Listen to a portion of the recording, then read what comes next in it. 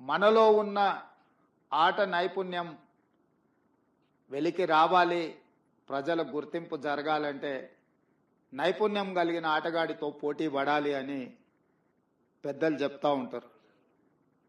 ఈరోజు పక్క రాష్ట్రంలో నారా చంద్రబాబు నాయుడు గారు ముఖ్యమంత్రిగా బాధ్యత చేపట్టిన తర్వాత అభివృద్ధిలో, సంక్షేమంలో వారితో పోటీ పడి ఈ రాష్ట్రాన్ని ముందుకు నడిపించే అవకాశం నాకు వచ్చింది.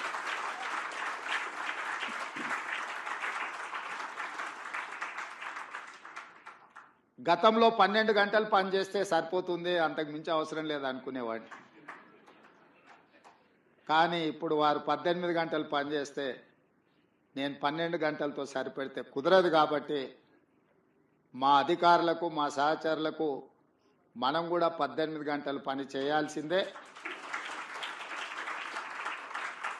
అభివృద్ధి విషయంలో, సంక్షేమం విషయంలో పోటీపడి ఈ 2 తెలుగు రాష్ట్రాలు ప్రపంచానికే ఒక రోల్ మోడల్గా నిలబడాలి అని నేను భావిస్తున్నాను. ఆ దిశగా మా ఆలోచన, మా విధానాలు, మా నిర్ణయం ఉంటుంది.